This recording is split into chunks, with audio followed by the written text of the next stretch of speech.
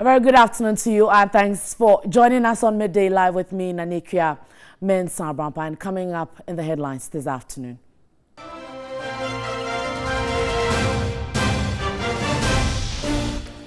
Middle-aged man accused of smashing his 6-year-old niece's head with an iron rod confesses to the crime. Meanwhile, Dofsu is on a manhunt for the wife suspected to be an accomplice, and government says it is in the process of seeking financial clearance for trained nurses who have picketed at the ministry over postings. Also in Parliament to approve Martin Amidu as special prosecutor.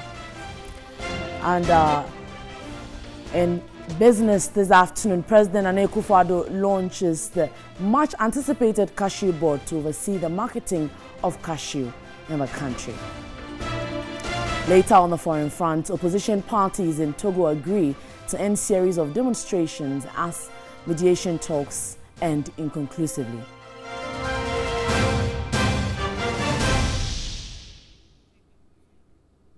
All right, so we have the detail of these and more. You can stay interactive with us and also follow this bulletin on Facebook.com. It's TV3 Ghana. Also more comments on Twitter. Let's take our very first from Parliament. And Parliament will approve the nominee of Special Prosecutor today on the floor after an 8-hour vetting last week. Now, Martin Amidu was nominated by the President to be Special Prosecutor by the President and will be the first for the country.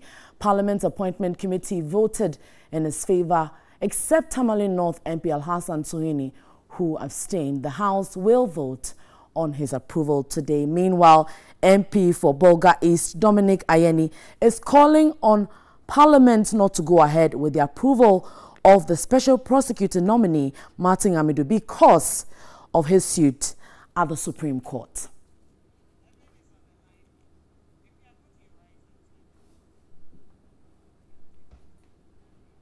And on that subject, Evelyn Tingma is our parliamentary correspondent, and she joins us for more on this. Hello, Evelyn. Good afternoon. Hello, Nanekia. Tell us, what is currently happening in Parliament? Nanekia, Parliament is currently about to debate the report of the Appointments Committee on Mr. Amidu, who was elected last week by the Appointments Committee. Now, could you take us through the process? How will the approval be done in the case that there was a vote against the nominee?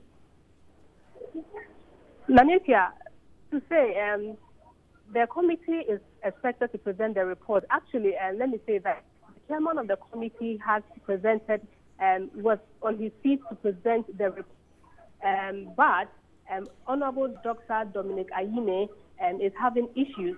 Well, before the chairman of the committee continue with his submission or reading the report, Dominic Ayine, who rose on his feet, and according to him, he wanted the speaker to make a determination on the matter because he is saying that on the 12th of this month, he filed a suit at the Supreme Court about the eligibility of the nominee.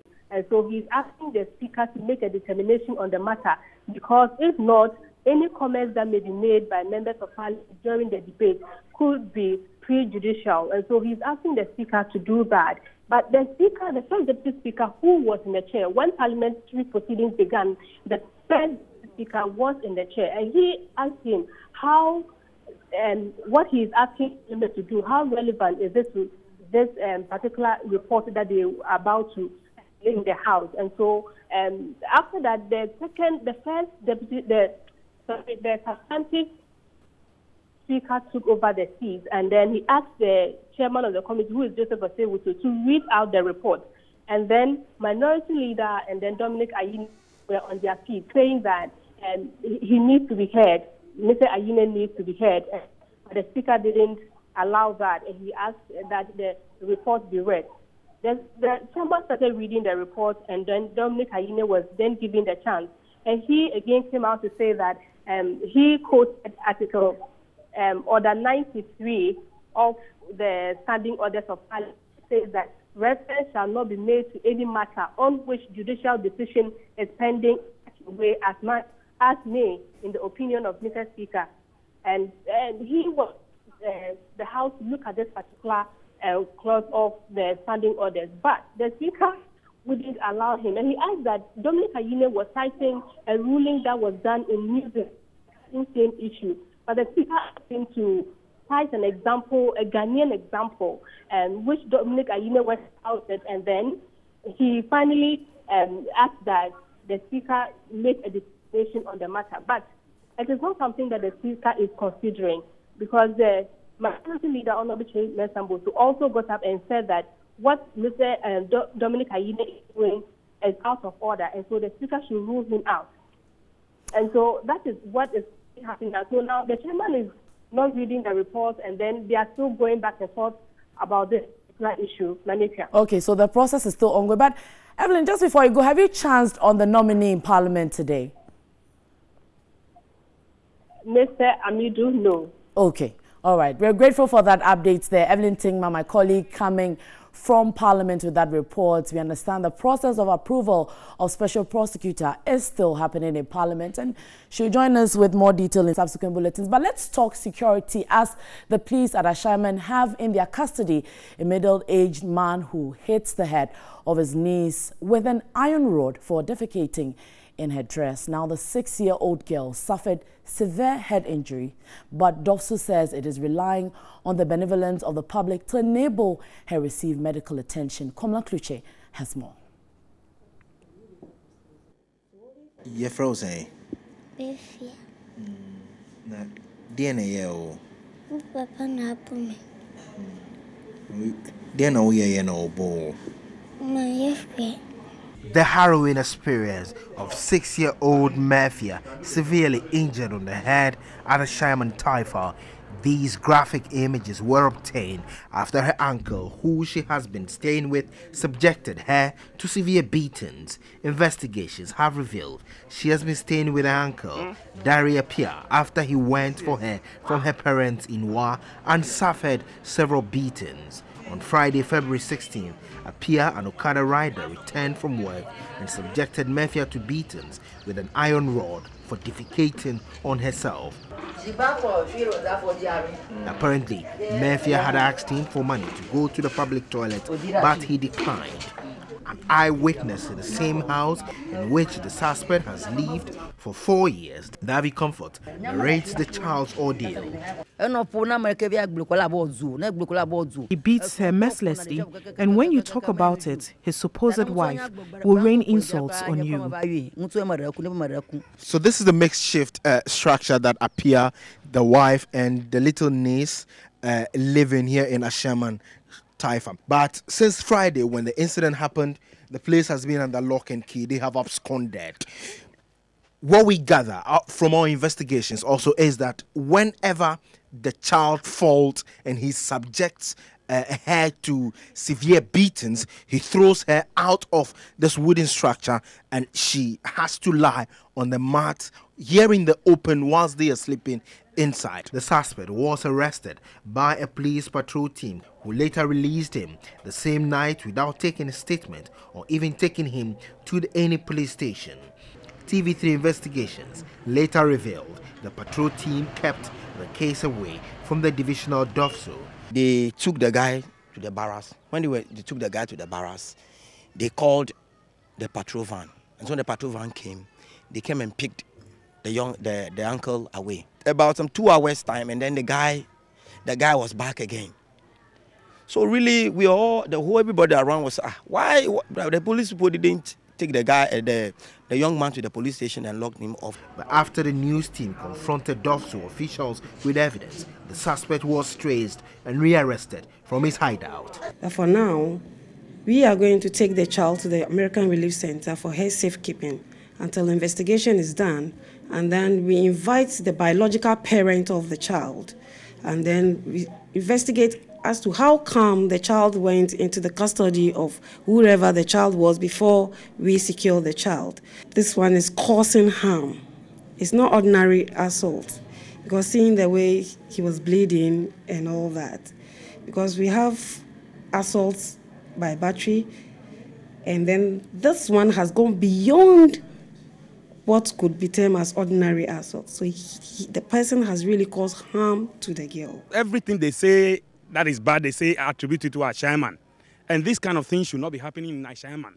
And therefore, we are entreating the police to do the right thing. An outraged community. That is the feeling here in Ashaiman, Taifa. The life of Mefia, the 6-year-old girl brutalized by the uncle, is in danger, and justice is being sought by members of the community. They are outraged and angered about the handling of the case by the police, which they said justice has not been served and has to be served in the interest of the 6-year-old. Komla Kluche, TV3 News, Ashaiman, Taifa. Right, so another development to the story is that the middle-aged man who smashed the head of his 6-year-old niece has confessed to the crime. Da Apia on Friday, February 16, hits the head of the little girl Mefia with an iron rod after she defecated on herself. Well, police have charged him for assault and causing harm. He spoke again with Komla Kluche. You're frozen. Befia. DNA o. Papa na me.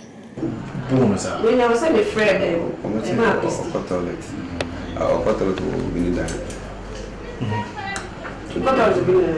is coming from? Oh, they are master. That's a toilet. I said,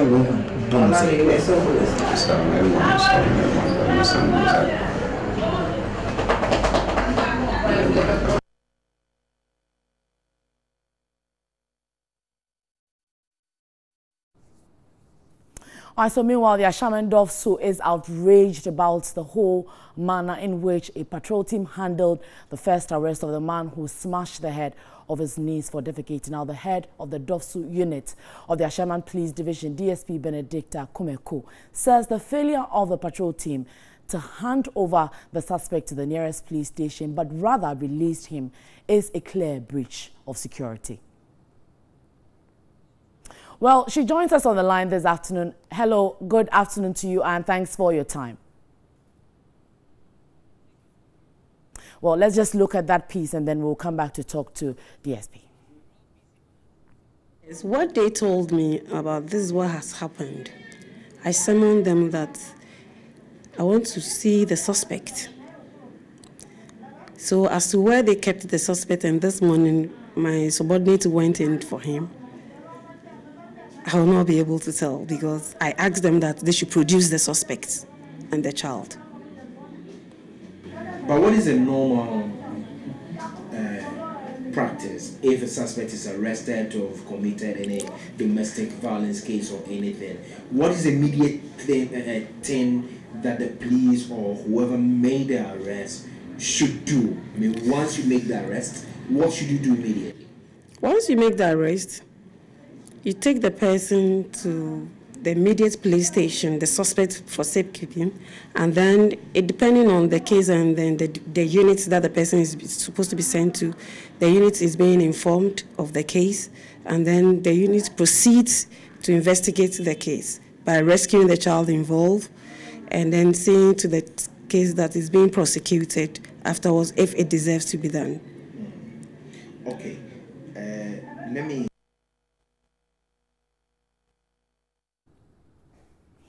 Right, so DSP Benedicta Kumiko joins us for more on this. Good afternoon to you, madam, and we're grateful for your time. Now, tell us, what is the latest regarding the manhunt of the second accomplice? Did you say the second accomplice? No, I mean the wife of the suspect, if I should put it that way. Yes, the Right. wife of the first suspect is yet to be arrested as she absconded from the house. But all the same, the police, my unit, as you put it, is making sure that she will be arrested and put before the law court. But for the meantime, the victim has been taken to the hospital while we're waiting for her to be brought back. And then we proceed on for the prosecution of the first suspect. Okay, so the victim is in hospital now and it's being taken care of. Now, how soon will the suspect be arraigned as he has been rearrested again? How soon? Come again? How soon would he be arraigned before court? Well, as soon as the victim is being returned from the hospital, the record is already done. We'll take it to the JUCO for the further advice and then we proceed to the court. Okay, we are grateful for your time, DSP Benedicta Kumiko, DOFSU Unit of Ashaman Police Division, on that. Let's move away from that and go to some more this afternoon, as government has justified its decision to first engage private nurses who completed school but have not been employed. Deputy Health Minister Tina Mensah says government thought it was necessary to engage the nurses who have been sidelined for long now. She, however, noted government is in the process of seeking financial clearance for the trained nurses. And she spoke with my colleague, Kwabena Duchemfi.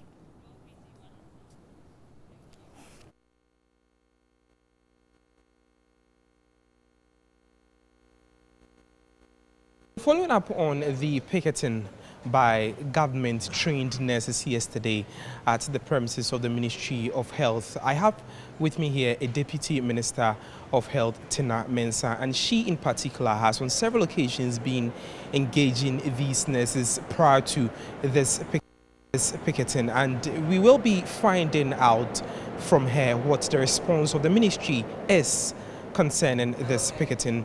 Good afternoon and welcome to TV3. Good afternoon. What is the initial response of the ministry to all this? It's just unfortunate. It's just unfortunate because prior to their picketing yesterday, I think I've had meetings with them, and I told them our ministry has taken their list to the finance ministry to get some clearance for them. But you know, with the funds from the finance, it is as and when it comes, and then some are cleared. And I think this picketing was weird because he said they had where the ministry is engaging some of the private nurses. And it's so unfortunate because since this government came, it's not like we are not working. It is not like we created all those people in the system, because you could see some even finished as far back as 2013, and they were engaged during the time that we came. Almost all of them, those that finished, because we came and then we went back to engage those backlog from those years up to now. And it's just the 2016 people that finished that. Unfortunately for them too, the bonding then has stopped. So they were the first people to come out with the bonding stop. But notwithstanding that, the ministry has taken their list to the finance ministry so that they will be cleared. That is the government-trained nurses. That is the government-trained nurses. So there is a plan for them. There is a plan for them. They came the last time I talked to them, and they always want you to. They want you to give them ultimatum. I asked that time. It doesn't work like that. I've talked to you. I've spoken to you last month. So you got to listen to us. Wait for at least at the middle of the month. If nothing is going on and you are talking, you'll be justifiable. But I spoke to you last month, and then, you know, these nurses have the impression that whenever you come and picket at the compound, then you'll be sorted out. If I haven't got it, I haven't got it. I said, well, hold on. When it will come, but give me some small time, it will come. And I don't know why they are doing this, because of the impression that, oh, when we picket, they will do it for us. When we picket, so we're going to talk to them. But we appeal to the press to help us too, because if we can all be fair to ourselves, it is not only nurses who are in the system who have not been engaged. There are other people. You, for instance, you went to GIG, and then when you finished, did you go to anywhere to picket before you had a job? We said you are now, you are not under any bond now. So if it is easy to get jobs in the system, wouldn't most of them have gone? Yes, but it is so the government has to find money to put you there. We cannot just send you there, and when you go 1 month, 2 months, 3 months, you don't get your pay. Then you come on us again. We have to make sure before you go, everything is all right before we send you out. Is it a matter of that there isn't availability of funds? That is how come they are still at home. My dear, if a year, just 1 year, you can engage just on one sector 16 to 18,000 people. 16 to 18,000 just within 1 year. And then paying nurses allowances, and I mean your resource, your budget allocation to you, you have to also look at it, because there are other areas to engage in. So yes, I will say yes. The funds, it is not just easy to come by, but as and when it comes and then the distribution comes, oh, these are our list, these are our targets, prioritized area, then the channel is to us. So at the moment, if I understand you clearly, if it has to do with an issue or an issue of funds, meaning there is funds available for the private nurses to be engaged? No, the private nurses, you see, for over the years, over the years, we have not engaged them. And they are, mind you, they are also rendering, they go to the schools to come and render the same service to them. And it seems that we are not being fair. So at least, we say, gradually, we have cleared the 2013, but they are 2013, 2012, people are still there. So let's clear a few of them so that we can also put you into the system. I think it is fair.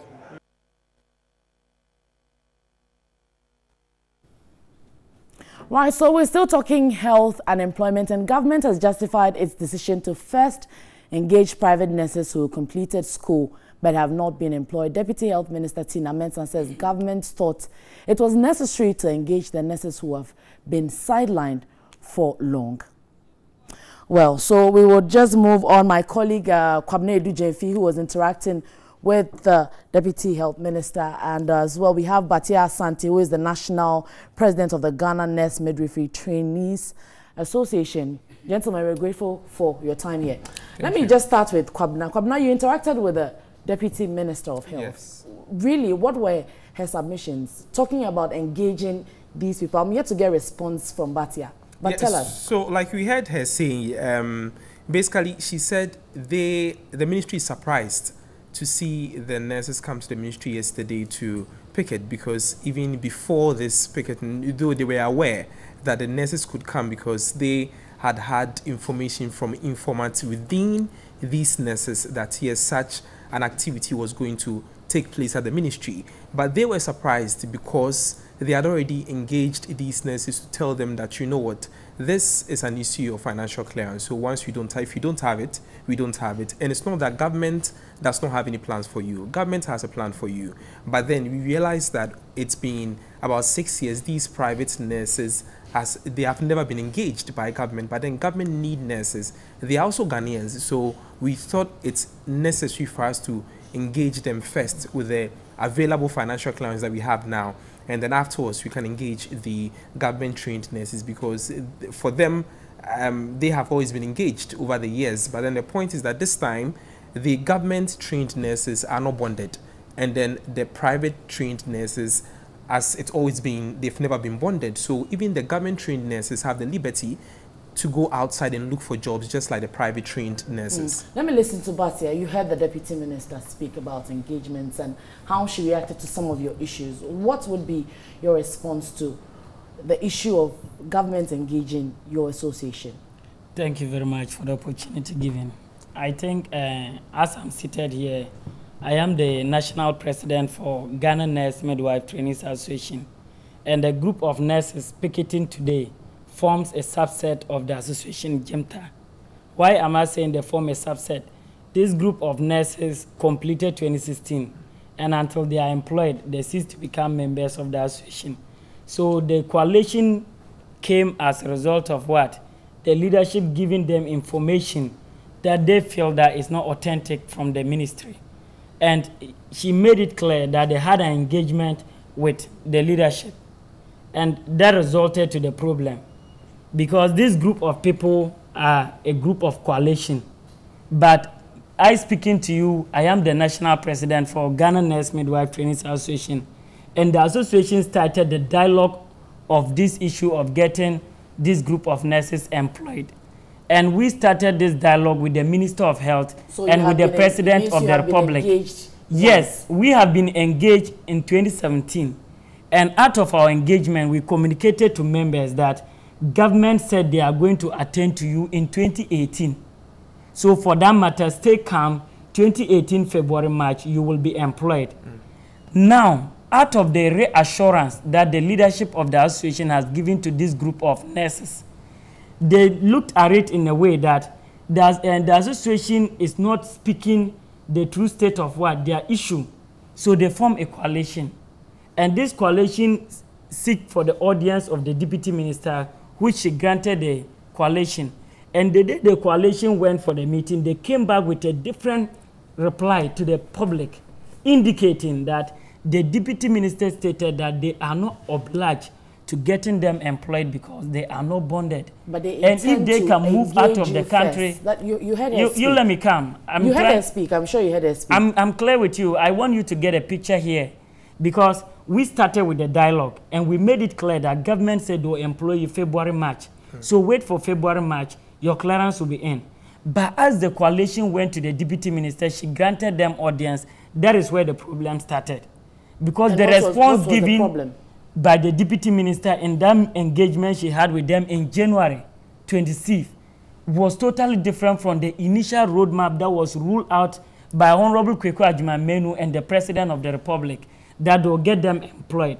If you have a look at the report this group of nurses came out, that is the coalition, they stated, Deputy Minister in response to their plight, stated so that they are not bonded. That the no, I want us to get the message clear. Fine, but are you suggesting that the Deputy Minister is not being truthful with the statements she made responding to my colleague Kwabena Edu-Gyamfi? I wouldn't say she's not truthful.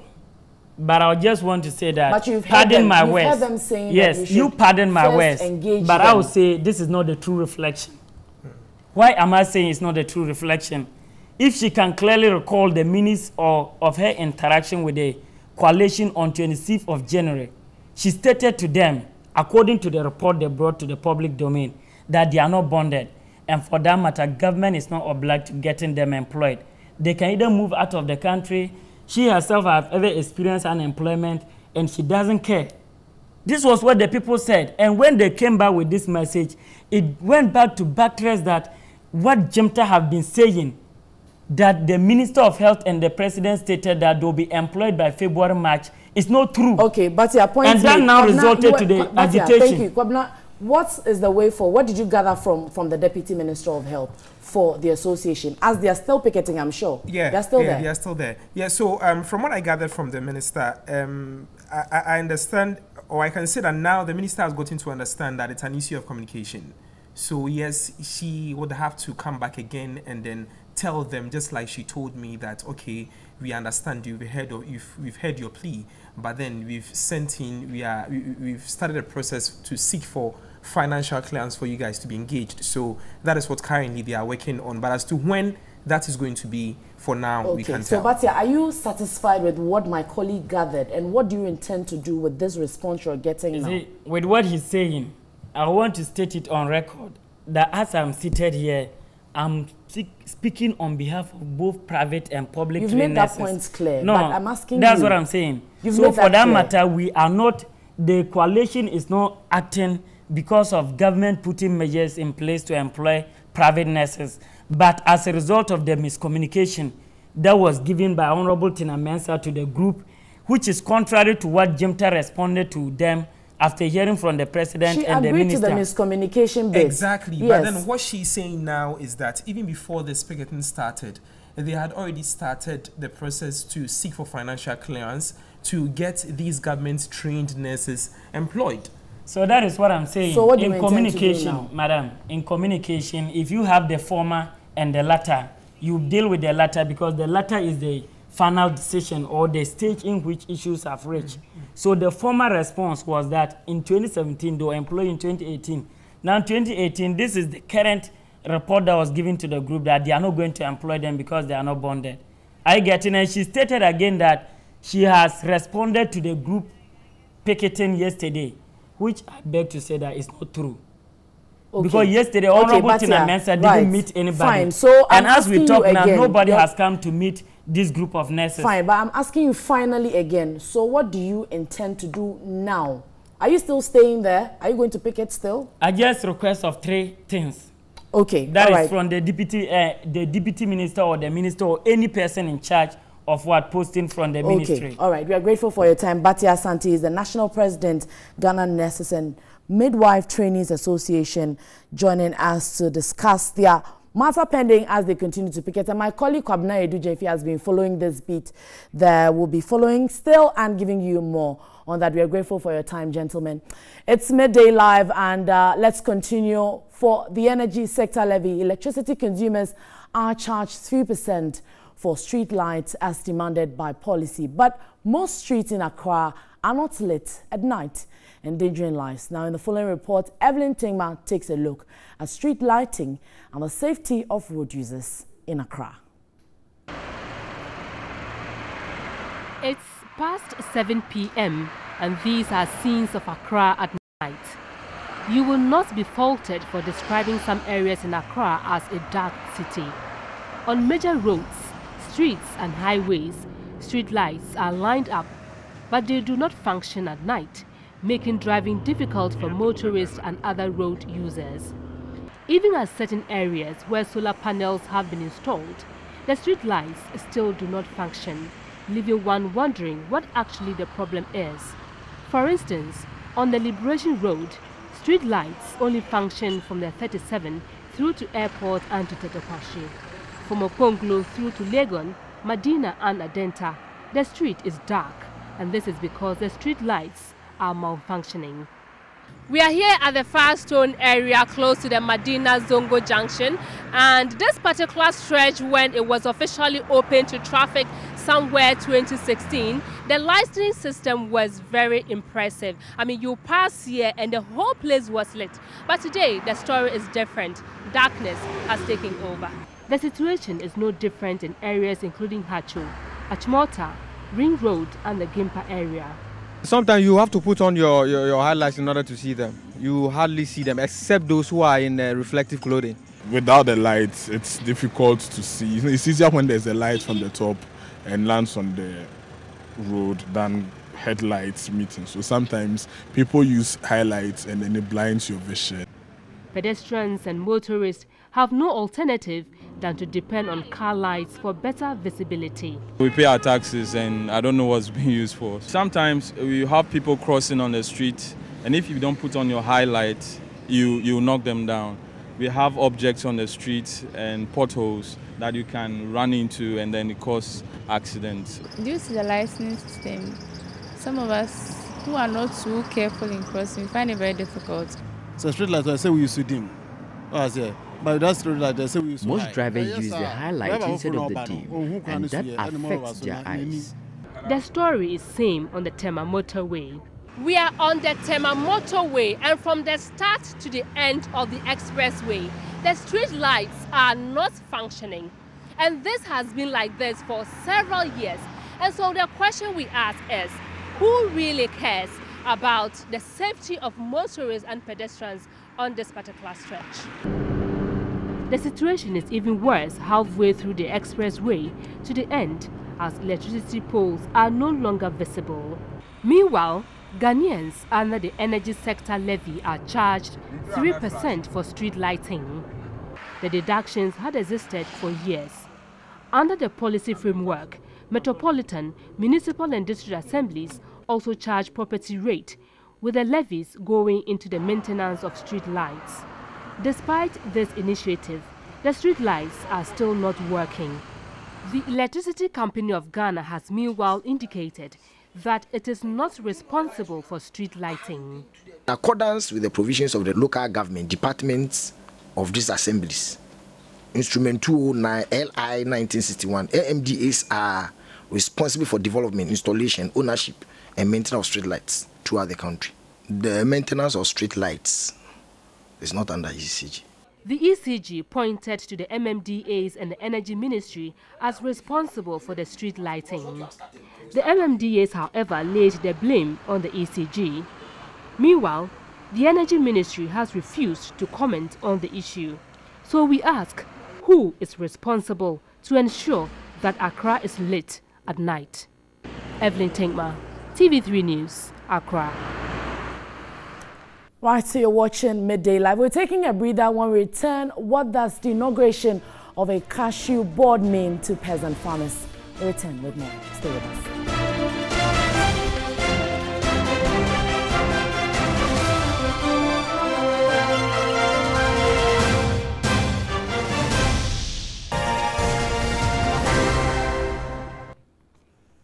This is Midday Live. Let's do business. And President Nana Akufo-Addo is expected to launch the much-anticipated cashew board to oversee the marketing of cashew in the country. The board will be unveiled at Wenchi in the Bunahafo region with a full-scale development plan on the cashew industry.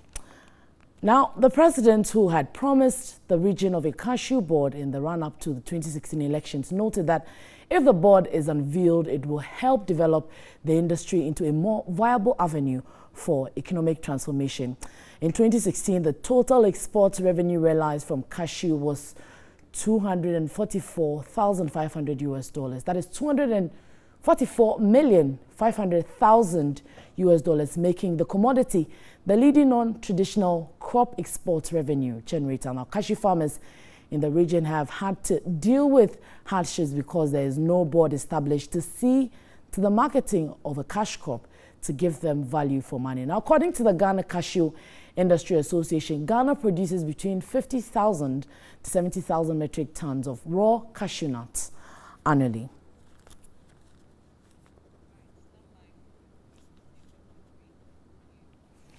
And Charles Nyaba is the secretary of the Peasant Farmers Association of Ghana. He joins us in the studio to find out what really this cashew board means to the association. We're grateful for your time, Nyaba, Mr. Nyaba. Hope you're doing well. I'm fine. And I'm sure this is good news for cashew farmers as well as peasant farmers in a whole. It is. How did you receive the news of this board being set up? Let me say good afternoon to the listeners and then all cashew farmers across the country, as well as those in the middle belt of Ghana where cashew is produced. I think this is long overdue. If you observe trend of agriculture production in this country, for the past 10 years, many farmers in the middle belt where cashew is produced are changing from food crop production and using those lands for cashew farming. There are instances where cocoa farmers within the same zone are also cutting down their cocoa trees for cashew production. This is because there is good market for cashew. Cashew can withstand drought, and then because of climate change and other factors. Now we have rainfalls which used to be 7 months within a year. We now have less than 4 months. So crops like maize, yam, and other food crops that used to be grown in the brown half region have now reduced drastically, and then cashew is actually So what does this mean to the association now, given the board? To us, the farmers, is good for us because we are into business to make money. So you cannot just be in a sector that we don't have any strategic plan. You don't have a board to give policy direction on how things will be done. If you look at all the cashew that is produced, the nuts are for export. We've not made any attempt to add values. And we are thinking that if you have a board in place and then you have a strategic plan, that will actually give direction on what we should do with the cashew nuts. We shouldn't only target exporting the raw nuts. When you go there, the cashew fruits, I'm told that can be used for so many things, but we remove only the nuts and throw away the fruits. So the board should be looking beyond just exporting of raw cashew nut, but also making use of the cashew fruit.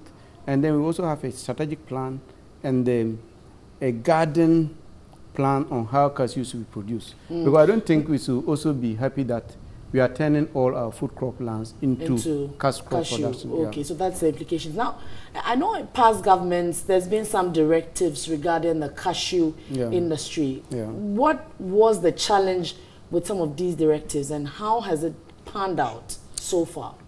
Yeah, if you remember 2 years ago, when the Honorable Spio Gabriel was a trade minister, he gave a directive that all raw cashew should be sold to domestic industry. Actually, it came with serious implications. Did it succeed? Because the industry itself was not prepared to take all cashew that was produced in Ghana. So most farmers were ready to supply the industry, and they couldn't buy. And the prices they were giving was half, because at the time, I still remember, a kilo of cashew was sold for 4 cedis, and they were offering 2 cedis. And with the 2 cedis, they were not able to buy all that is produced. Okay. So we are thinking that in going forward, what government need to do is we should go beyond inauguration of the board to do proper planning in consultation with stakeholders to ensure that we actually do the right thing. Okay, we are grateful for your time. Charles Nyaba is the secretary of the Peasant Farmers Association. They're looking at prospects as a cashew board is going to be inaugurated for the cashew farmers as well as peasant farmers here in the country. Well,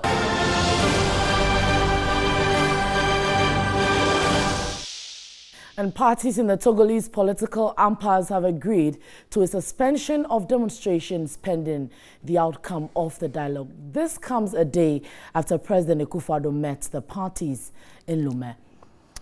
Parties also agreed to a decree of amnesty for the release of 45 out of 92 persons detained in the country's prisons as a result of their involvement in the demonstration be implemented. Other prisoners in detention as a result of their involvement in the demonstrations would have their cases examined by the Togolese judiciary to determine their fate after going into the merits of their individual cases. And Chukwu Emeka is the executive director of ONEP. He joins us. Good afternoon to you, Chukwu, and we're grateful for your time. Good afternoon. Now, tell us, what will become of the Togo situation now that it has ended inconclusively? Well, I don't think that we should use the word inconclusively. Mediation is a process rather than an event. I think the most important thing is that the people of Togo have demonstrated their want for a peaceful settlement of the political stalemate. And I think that with President Akufo-Addo managing the process, looking at the relationship between Togo and Ghana, and also looking at the leverage that he is bringing to the process through the ECOWAS Commission, I am optimistic that a stalemate will not be the conclusion of the process. Rather, it is the beginning of many things to happen in Togo in terms of the peace process. And let's look at the implications. Are you picking up any early warning signs? And if you are, what really are you looking in as talking about the happenings in Togo? I think that for us, once there is a mediation process and the parties are willing to come to the table, it is a first sign of success. However, we do not expect that decades of political stalemate and misunderstanding will be resolved in just one mediation process. So I am hopeful that from now onwards, what will happen is that the Akufo-Addo team will begin shuttle mediation and preventive diplomacy to each of the parties, taking a look at what are the things they are ready to compromise and what are the things that they are not willing to compromise. Okay. And I think that at the end of the day, there may be a compromise at the level of the current president not contesting the election, but also allowing him to finish his tenure. That's what I think will be a win-win situation at the end of the day. All right, Chukwu, we're grateful for your time this afternoon. Chukwu Emeka is Executive Director of ONEP on happenings in Togo. Let's do entertainment news now. And Osu Orai has been speaking to some showbiz personalities who mourned with Ebony's family at a one-week remembrance. I told my manager Ebony would be the first female musician to win Artist of the Year if everything goes on genuinely. You see, and you know, God understands whatever he does, and now he called her. So I believe as she has worked for the award, they should award her, even though she's dead. She's in the line of Bob Marley, Culture, Michael Jackson, Daddy Lumba. You got it. So those type of legends, they never die. She's so talented and her music will never die. So we are always going to keep Ebony reign all the time on that high level. And myself, Fireman, I'm always going to play her music all the time. And we're all mourning. Ebony is like my sister. Ebony is like my everything. She's been one of the people who has been very supportive when it comes to my career. We lost her, but then, you know, God knows why. She had a promise to even go beyond this country and go global. She had everything. She had the beauty. She had everything going for her. It's sad that this has happened. When she did the song, Mamishe, that's about domestic violence. And of course, it touched the hearts of many people. Whether you were young, in a relationship, or married or not married, it's a serious concern. Kudos to her for taking up such a topic. She has created a very big vacuum, which will be very hard to fill, because to have an edgy character, carefree, very talented, vocally gifted, will be very difficult, you know. And the best part is she has an African image, you know. She doesn't really follow contemporary urban wannabe image, so it will be very difficult to replace Ebony. African artists generally don't support each other, but Nigeria does better than us. Please, let's not wait till people die before we support them. Ebony accident is no good. Something there inside. Our advice I will give the Ghanaians and the popular man that everybody know God and pray for your God and God protect you because Ebony dead is no fine. Me, I was worrying because he do the music, he call my name, he make me more popular. And right now, Ebony leave me. And the burial for Ebony is on March 17 also, all right. We'll follow that and give us more. But that would do for this afternoon on Midday Live. There's more news on our website. It's 3news.com. Also, let's stay interactive. TV2 Ghana on Facebook and Twitter. My name is Nanekia Mensah Brampa. Enjoy your lunch and have a good afternoon.